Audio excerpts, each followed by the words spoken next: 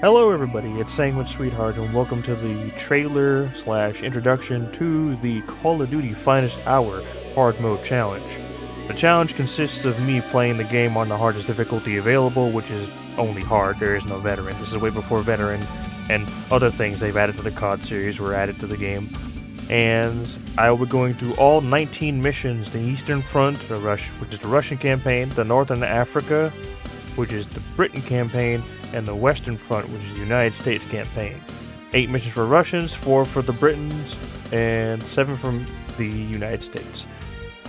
Since I'll be doing it on hard, I will be experiencing a lot of deaths, and hard mode has its challenges too, such as extra damage from enemies. There are minimal healing items, and you're limited to carrying only 2 medkits compared to playing on normal or easy where you get more than 2. I think you get at least 4 or 5 on easy and 3, maybe 4 on normal, but on hard you only get 2. And with enemy damage being very detrimental, especially if you get hit too many times in certain missions, it can be a hassle. Now, I did finish the Russian campaign. The Russian campaign will be available soon after this trailer is released, and once that is up, I will then be working on the Britain campaign. Now, you're probably wondering, oh, are you playing on actual hardware, like the PS2 and an actual PS2 disc of the game? Unfortunately, no, due to the fact that those games are rather expensive, and pretty much COD Finest Hour is a pretty rare PS2 game currently.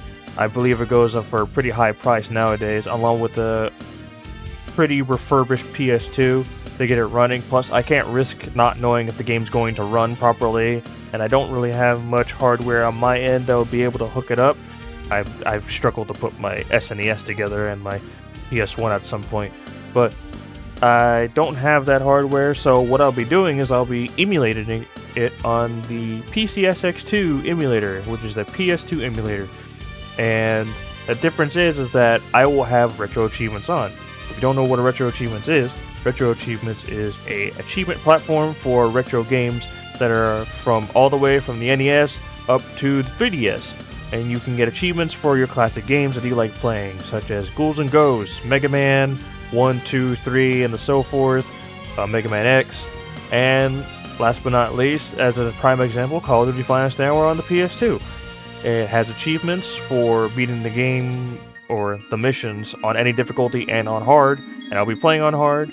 And Retro Achievements also does this one gimmick that makes it so that I will have to legitimately beat the game on hard, is that once you have an achievement list locked in and you have an account set up for Retro Achievements, it automatically puts you in hardcore mode.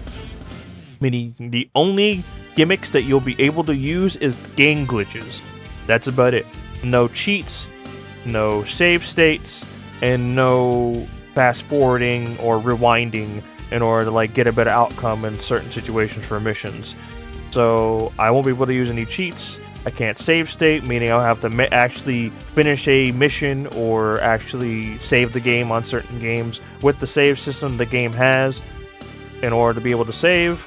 And there's no fast forwarding, meaning I can't skip cutscenes nor try to speed up a certain segment that takes way too long. So yeah, that is the ground rules.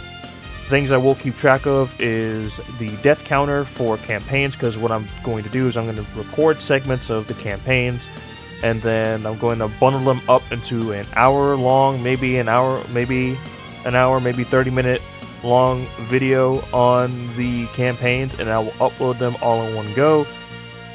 And once the entire campaign's been complete for Call of Duty Finest Hour, I will then take all the campaign videos and then bunch them together to make an entire mega compilation or a mega cut. That way, if you ever want to watch the entire series all in one go of me playing the game on the hardest difficulty, you can, along with seeing all the achievements I've unlocked along the way. Aside from that, I will also be adding small, let's say, punishments for certain segments of the game when the time comes.